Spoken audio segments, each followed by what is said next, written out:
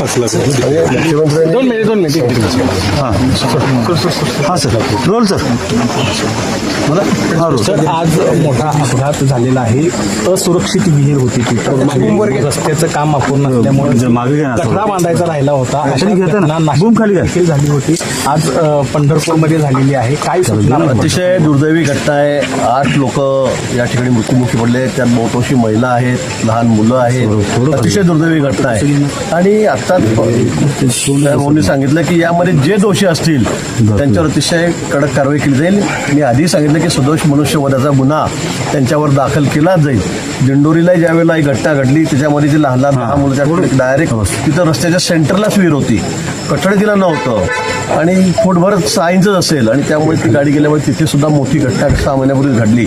तिथे आम्ही जे जबाबदार आहेत त्यांच्यावर त्या ठिकाणी गुन्हा दाखल केला. सदस्य म्हणत होता सीओनवर पण गुन्हा दाखल केला, कारण ते तेवढे त्या ठिकाणी जबाबदार होते. इथे सुद्धा कोणालाही सोडलं जाणार नाही. जे दोषी असतील याच्यामध्ये त्यांच्यावर गुन्हा दाखल केला जाईल. आणि अशा रस्त्याच्या बाजूला ज्या विहिरी आहेत की त्यांना तुम्ही कठडेच करत नाही, म्हणजे तुम्ही पूर्ण विहीर बांधतात पण 3 फुटाचं जर वरती तुम्ही रिंग टाकली त्याला फरक काय पडणार आहे, पण तुम्ही ते करत नाही. आणि त्यामुळे अशा गोष्टी घडतायत, अशा एवढ्या मोठ्या दुर्घटना घडतायत. मला वाटतं सगळ्यांना सूचना जिल्हाधिकाऱ्यांनी सांगितलं आणि मी महाराष्ट्रावर आम्ही सांगतो आता की या अशा रस्त्याच्या बाजूला असलेल्या विहिरी यांच्यावर 3-3, 4-4 फुटाचे कठडे असलेच पाहिजे. 3 फुटापर्यंत ते असले पाहिजे की जेणेकरून असे अपघात होणार नाही. आणि जे करणार नाही त्यांच्यावर आम्ही कारवाई करू. त्याचबरोबर अवैध प्रवासी वाहतुकीचा देखील विषय आहे. तो छोटा हत्ती होता. ऍक्च्युली त्याचा वापर हा माल वाहतुकीसाठी केला जातो, पण त्याच्यामधून प्रवासी वाहतूक सुरू होती. आता आषाढी यात्रा तोंडावर आहे, त्या काळात देखील अशा घटना घडू नये यासाठी काय उपाय? खरं आहे, अगदी छोट्या गाड्यांमध्ये जिथे 5ची कॅपॅसिटी तिथे 10 जण 15 जण जात आहेत आणि इथं तीर्थक्षेत्र असल्यामुळे लोक देवाला जात आहेत, येत आहेत, ज्या गोष्टी होत आहेत हे खरं आहे. त्याला आम्ही तुम्ही सगळेच जबाबदार आहोत. ही कोणी नाकारून चालणार नाही.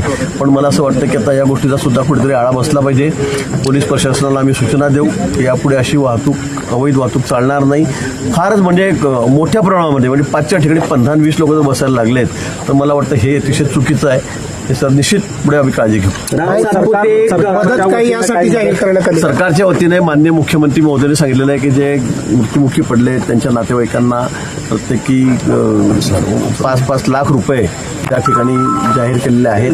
पण खरं म्हणजे 5 लाख देऊ, 10 लाख देऊ, 2 लाख देऊ, पण यापेक्षा जे जीव गेलेत, एकाच घरामधले 6 लोक गेलेत, तिचे 2 मुलं गेलेत, बायको पण गेली, आई पण गेली.